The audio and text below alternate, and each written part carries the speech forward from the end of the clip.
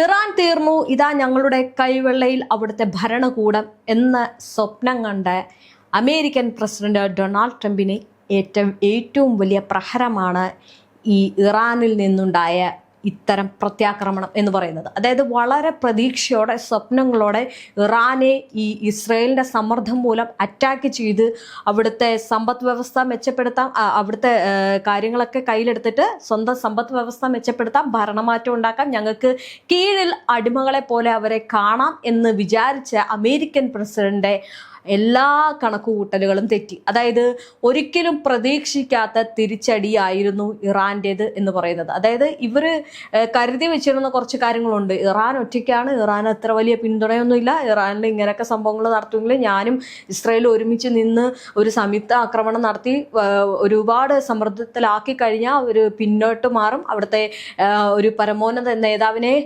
കൊന്നു കഴിഞ്ഞാൽ അവിടുത്തെ ഭരണം ഞങ്ങൾക്ക് പിടിച്ചടക്കാം, അവിടുത്തെ രാജ്യം ഞങ്ങളുടെ കയ്യിലാവും എന്ന് പ്രതീക്ഷിച്ച ഡൊണാൾഡ് ട്രംപിന്റെ എല്ലാ കണക്കുകൂട്ടലുകളും തെറ്റി. ഇന്ന് 10 ദിവസം പിന്നിടുമ്പോൾ കാണാൻ സാധിക്കുന്നത് ഒരിക്കലും തളർന്നിട്ടില്ലാത്ത യുദ്ധവുമായിട്ട് മുന്നോട്ട് എന്തിനും തയ്യാറ് എന്ന് പറഞ്ഞ് നെഞ്ചും വിരിച്ച് നിൽക്കുന്ന ഇറാനെയാണ്. ഇറാനെ സംബന്ധിച്ചിടത്തോളം ഈ പറയുന്ന ആക്രമണങ്ങളൊന്നും അത്ര വലിയ കുത്തരിയൊന്നും അല്ല. കാരണം ഇതിനു മുമ്പും ആക്രമണം നടത്തിയിട്ടുണ്ട്. പക്ഷെ നിലപാടിൽ ഉറച്ചു നിൽക്കുന്ന ഒരു രാജ്യം കൂടിയാണ് ഇറാൻ എന്ന് പറയുന്നത്. അതുകൊണ്ട് തന്നെയാണ് അയത്തുള്ള അലി ഖമേനി മരിച്ചതിനു ശേഷവും ഇറാൻ ഇത്ര ശക്തിയോടെ ആക്രമണം നടത്തുന്നത്. ഒന്ന് ആലോചിച്ച് നോക്കൂ, അവിടുത്തെ രാജ്യതലവൻ മരിച്ചു കഴിഞ്ഞ് അവിടെ ആകെ സങ്കടമായിരിക്കും, അല്ലെങ്കിൽ ഇനി ഞങ്ങളെ നോക്കാൻ ആരുമില്ല, അവിടുത്തെ രാജ്യം കൈവിട്ടു പോകും എന്നുള്ള ചിന്തയൊന്നും അവർക്കില്ല. കാരണം അവർക്ക് ഒറ്റ കാര്യമേ ഉള്ളൂ, ഇനി എന്തൊക്കെ സംഭവിച്ചാലും ശരി തന്നെ, ഞങ്ങളുടെ ഈ ഒരു രാജ്യം നിങ്ങൾക്ക് വിട്ടുതരില്ല, അതിന് ഞങ്ങളുടെ ചോര പോയാലും അല്ലെങ്കിൽ ഞങ്ങൾ മരിക്കേണ്ടി വന്നാൽ പോലും ഞങ്ങൾ അതിനെതിരെ ആക്രമണം നടത്തും, പ്രതികരിക്കും, ചെറുത്ത് നിൽക്കും എന്നുള്ള ഉറച്ച വിശ്വാസം അവിടുത്തെ എല്ലാ ആളുകളുടെ ഇടയിലുമുണ്ട്. അതുകൊണ്ട് തന്നെയാണ് അവിടെ ചിലപ്പം വലിയ രീതിയിലുള്ള പ്രക്ഷോഭങ്ങളോ ഈ പറയുന്ന പ്രതിഷേധങ്ങളോ ഒക്കെ ഉണ്ടായിരിക്കാം. പക്ഷേ ഇത്തരം നീക്കങ്ങൾ വരുമ്പോൾ അവരെല്ലാം ഒറ്റക്കെട്ടായി നിൽക്കുന്ന ഒരു സാഹചര്യം കൂടിയാണ്. അമേരിക്കയുടെ പ്രസിഡന്റ് ഡൊണാൾഡ് ട്രംപിന്റെ ഒരു അവസ്ഥ നോക്കൂ, ആലോചിച്ച് നോക്കൂ. കാരണം ഇത്രയൊക്കെ മോഹിച്ച് വലിയ രീതിയിലുള്ള ഒരു ആക്രമണം അങ്ങോട്ട് തൊടുത്തുവിട്ട് ഏറ്റവും ലാസ്റ്റ് ഒരു 2 എണ്ണം അങ്ങോട്ട് കൊടുത്തുവിട്ടെങ്കിൽ ഒരു 8 എണ്ണം തിരിച്ചു കിട്ടുന്ന അവസ്ഥയിലേക്ക് മാറി.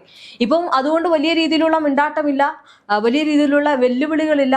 പക്ഷെ എന്നിരുന്നാലും ഈ നയതന്ത്രപരമായിട്ടുള്ള ആക്രമണങ്ങൾക്കാണ് എന്തായാലും ട്രംപ് ഒരുങ്ങിയിരിക്കുന്നത്. പക്ഷെ എത്രയൊക്കെ നയതന്ത്രപരമായിട്ടുള്ള ആക്രമണം നടത്തിയാലും അല്ലെങ്കിൽ എത്ര പദ്ധതികൾ ഇട്ടാലും ഇറാനെ അങ്ങനെ പിടിച്ചടക്കാൻ സാധിക്കില്ല എന്നുള്ളത് കഴിഞ്ഞ ദിവസം ഈ പറയുന്ന അമേരിക്കൻ പ്രസിഡന്റിന്റെ അല്ലെങ്കിൽ അമേരിക്കയുടെ രഹസ്യ അന്വേഷണ കേന്ദ്രം പുറത്തുവിട്ട ഈ ഒരു റിപ്പോർട്ടിൽ സൂചിപ്പിച്ചിരുന്നു. അവരുടെ ഒരു സർക്കുലറിൽ പറഞ്ഞിട്ടുണ്ട്, അവർ അന്വേഷിച്ച ഒരു റിപ്പോർട്ട് പ്രകാരം ഇങ്ങനെയാണ്, നിങ്ങൾ ഇനി എത്ര യുദ്ധം നടത്തിയാലും അവിടെ എത്ര ആളുകളെ കൊന്നാലും അവിടുത്തെ രാജ്യം പിടിച്ചടക്കാൻ നിങ്ങൾക്ക് ഒരിക്കലും സാധിക്കില്ല എന്നുള്ളൊരു റിപ്പോർട്ട് പുറത്തുവിട്ടപ്പോൾ അവർക്കൊരു കാര്യം മനസ്സിലായി, ഇനി ഇതിൽ നിന്നിട്ട് കാര്യമില്ല എന്നുള്ളത്.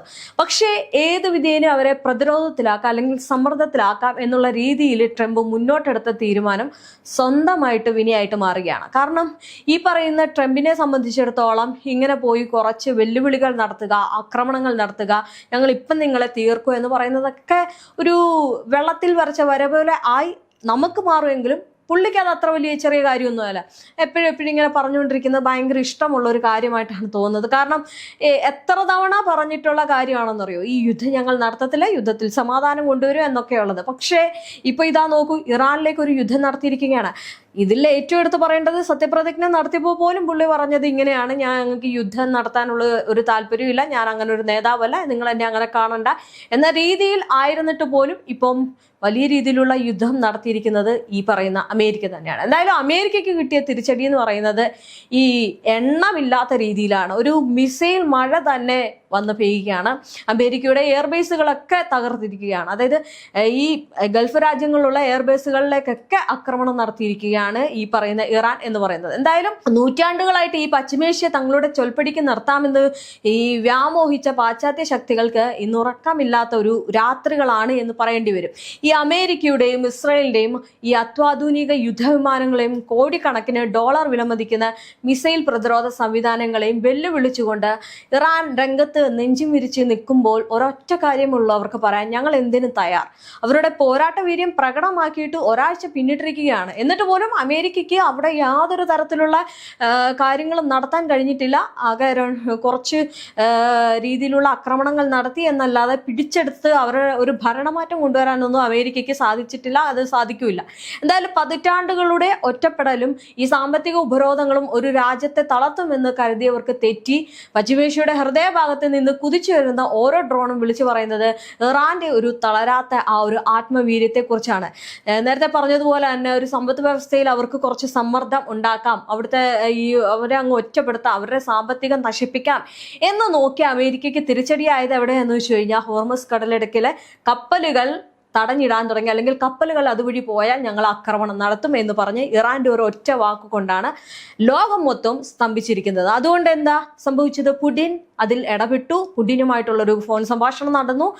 അതായത് അമേരിക്കൻ പ്രസിഡന്റുമായിട്ടൊരു ഫോൺ സംഭാഷണം നടന്നു. തുടർന്ന് അവിടെ വലിയ രീതിയിലുള്ളൊരു ചർച്ചകളൊക്കെ നടന്നിട്ടുണ്ട് എന്നാണ് പറയുന്നത്. എന്തായാലും ഈ ഒരു കാര്യം പറയുമ്പോഴും അല്ലെങ്കിൽ നടക്കുമ്പോഴും ഈ ഇറാനെ സംബന്ധിച്ചിടത്തോളം ഇത്തരം കാര്യങ്ങളൊന്നും, അല്ലെങ്കിൽ അവർ ഇത്തരം കാര്യങ്ങൾ ഒരിക്കലും തലകുനിച്ച് പിന്മാറിപ്പോകുന്ന ഒരു രാജ്യമായിട്ട് തോന്നില്ല. കാരണം അവരുടെ നേതാവ് മരിച്ചപ്പോൾ പോലും നമുക്ക് കാണാൻ സാധിച്ച ഒരു കാര്യം അത് തന്നെയാണ്. സ്വന്തം നേതാവ് മരിച്ച് ഞങ്ങളെങ്കിൽ പോവുകയാണ്, ഞങ്ങൾക്ക് ഇനി പറ്റില്ല, ഞങ്ങളുടെ നേതാവില്ല, അതുകൊണ്ട് തന്നെ ഞങ്ങൾക്ക് ഇതിൽ അങ്ങോട്ട് വലിയ രീതിയിലുള്ള ആക്രമണം നടത്താൻ പറ്റത്തില്ല. കാരണം അത്രയേറെ ഒരു വലിയ രാജ്യമാണ് അമേരിക്ക എന്ന് പറയുന്നത്, അത്രയേറെ ശക്തി ഉണ്ടെന്നാണ് കരുതപ്പെടുന്നത്. പക്ഷെ ആ ശക്തിക്ക് മുന്നിൽ തോറ്റുകൊടുക്കാൻ ഇറാൻ തയ്യാറായില്ല. അതാണ് ഇറാന്റെ ഏറ്റവും വലിയ വിജയം എന്ന് പറയുന്നത്. എന്തായാലും പശ്ചിമേഷ്യയുടെ ഹൃദയഭാഗത്ത് നിന്ന് കുതിച്ചുയരുന്ന ഓരോ ഡ്രോണും നേരത്തെ പറയുന്നത് പോലെ തന്നെ ഈ വിളിച്ചു പറയുന്ന കാര്യം എന്ന് പറയുന്നത് അവരുടെ ഉറച്ച തീരുമാനത്തിന്റെ, ഉറച്ച നിലപാടിന്റെയും തെളിവാണ്. ഇസ്രായേലിന്റെ അമേരിക്കയുടെയും സംയുക്ത സൈനിക ശേഷിക്ക് മുന്നിൽ നെഞ്ചു വിരിച്ചു നിൽക്കുന്ന ഇറാൻ ലോകത്തിലെ അടിച്ചമർത്തപ്പെട്ട ജനതയ്ക്ക് അതിജീവനത്തിന്റെ പുതിയൊരു പാഠപുസ്തകമായിട്ട് മാറുകയാണ്.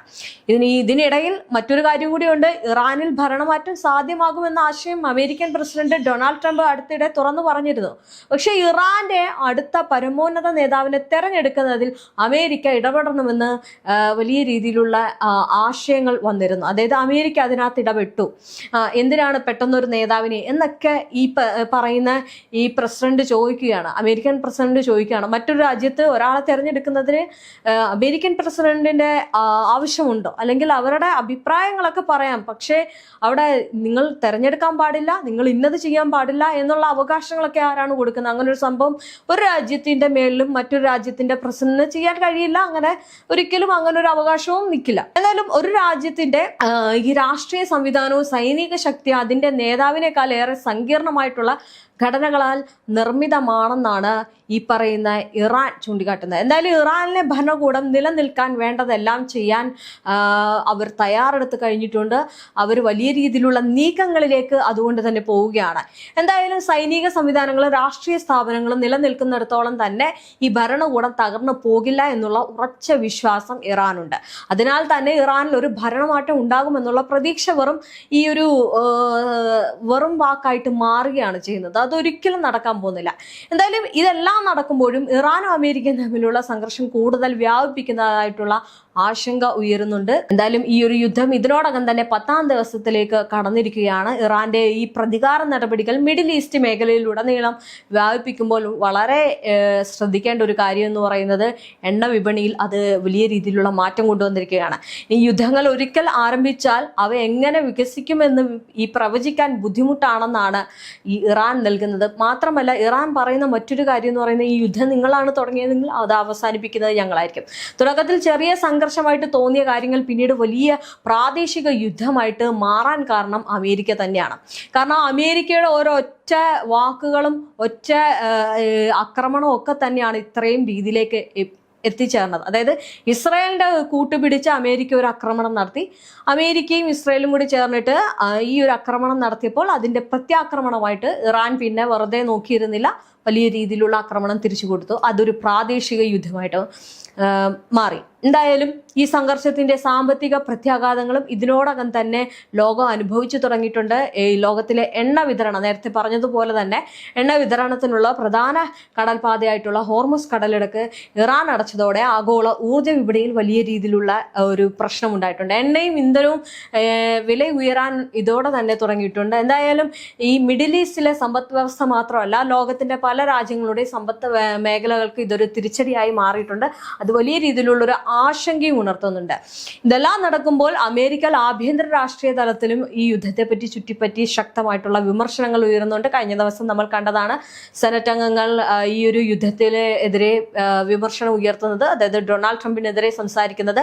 ഡെമോക്രാറ്റിക് പാർട്ടിയിലും പല നേതാക്കളും ട്രംപ് ഭരണകൂടത്തിന്റെ നടപടികളെ വിമർശിച്ചു കൊണ്ടിരിക്കുകയാണ്. എന്നാൽ ഈ ഒരു വിമർശനത്തെക്കാൾ യുദ്ധത്തിന്റെ ഇപ്പോഴത്തെ അവസ്ഥയും അതിൽ നിന്ന് എങ്ങനെ പുറത്തു വരാം എന്നതുമാണ് കൂടുതൽ ശ്രദ്ധിക്കാനുള്ളത്.